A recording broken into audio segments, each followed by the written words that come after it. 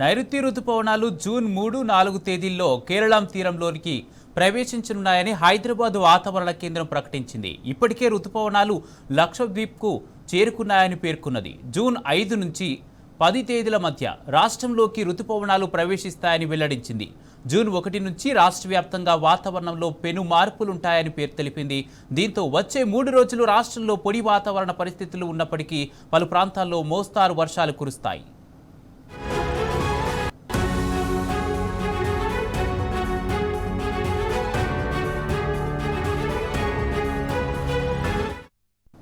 ఒకవైపు రుతుపవనాలు ముంచుకొస్తున్నప్పటికీ ఉష్ణోగ్రతల తీవ్రత కొనసాగుతుందని వాతావరణ శాఖ పేర్కొన్నది.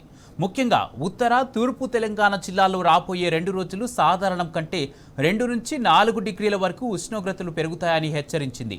నిన్న రాష్ట్ర వ్యాప్తంగా 46 డిగ్రీల గరిష్ట ఉష్ణోగ్రతలు నమోదు కాగా అత్యధికంగా మంచిర్యాల జిల్లా తాండూరులో 46.4 డిగ్రీలు నమోదైనట్టు వాతావరణ శాఖ తెలిపింది.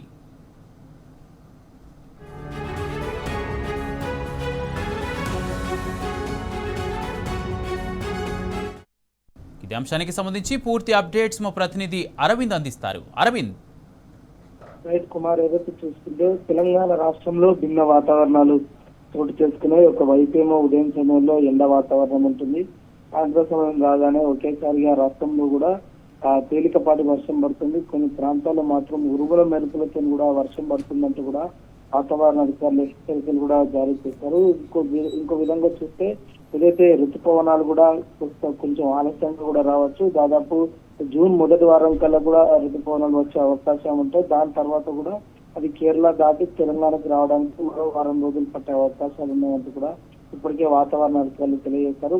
ఏదైతే జూన్ మొదటి వారంలోనే కూడా వస్తాయంటూ కూడా ఇప్పటికే వాతావరణ అధికారులు తెలియజేశారు. దానికి తోడుగా రాష్ట్రంలో మాత్రం భిన్న వాతావరణం చోటు చేసుకుంటున్నాయి. దాదాపు గరిష్ట స్థాయిలో కూడా ఉష్ణోగ్రతలు కూడా నమోదవుతున్నాయి. అటు ఉమ్మడి ఆదిలాబాద్ జిల్లాలో చూసుకుంటే దాదాపుగా 46 డిగ్రీ సెల్సియస్ ఉష్ణోగ్రతలు కూడా నమోదవుతున్నాయి. నిన్న ఏదైతే మంచిర్యాలలో కూడా దాదాపు 43 నుంచి కూడా 45 డిగ్రీ సెల్సియస్ ఉష్ణోగ్రతలు నమోదయ్యాయి. అటు ఆదిలాబాద్, కుమరంభీం, మహబూబాబాద్, నిర్మల్, జగిత్యాల, పెద్దపల్లి, కరీంనగర్ ఈ ప్రాంతాల్లో మాత్రం దాదాపు 42 నుంచి 45 డిగ్రీ సెల్సియస్ ఉష్ణోగ్రతలు కూడా నమోదయ్యాయి. అటు ఈశాన్య తెలంగాణలో మాత్రం భద్రాద్రి కొత్తగూడెం, ఖమ్మం, భూపాలపల్లి, హనుమకొండ, మైబాద్ ఈ ప్రాంతాల్లో కూడా దాదాపు 42 నుంచి 44 డిగ్రీ సెల్సియస్ ఉష్ణోగ్రతలు కూడా నమోదైనట్టు కూడా వాతావరణ అధికారులు తెలియజేశారు. అటు దక్షిణ తెలంగాణ, అటు మహబూబ్ నగర్, అచ్చంపేట, జోగులాంబ, గద్వాల ఈ ప్రాంతాల్లో కూడా దాదాపు 42గా ఉష్ణోగ్రతలు నమోదైనట్టు కూడా వాతావరణ అధికారులు తెలియజేశారు. ఏదైతే దీనికి అటు గరిష్ట స్థాయిలో ఉష్ణోగ్రతలు నమోదవుతున్నాయి, దానికి తోడుగా భిన్న వాతావరణంగా అటు వర్షం కూడా ఉంటుందంటూ కూడా తెలియజేస్తారు. సాయంత్రం సమయంలో కూడా భారీ వర్షం కూడా పడే అవకాశాలు, అటు ఇరుములు మెరుపులు, ఈదురు గాలులతో కూడా ఉండే అవకాశాలు కూడా ఎక్కువగా ఉన్నాయంటూ కూడా వాతావరణ అధికారులు తెలియజేశారు. ప్రధానంగా ద్రోణి ప్రభావంతో గానీ, అదేవిధంగా క్యూములోనింబస్ మేఘాల ప్రభావంతో గానీ తెలంగాణ రాష్ట్రంలో కూడా అటు వర్షపాతం నమోదయ్యే అవకాశాలు ఉన్నాయంటూ కూడా ఇప్పటికే అధికారులు తెలియజేశారు. అటు రాష్ట్రంలో కొన్ని ప్రాంతాల్లో మాత్రం ఈ రోజు నుంచి 3 రోజుల వరకు కూడా కొన్ని ప్రాంతాల్లో ఆరెంజ్ అలర్ట్ కూడా జారీ చేశారు.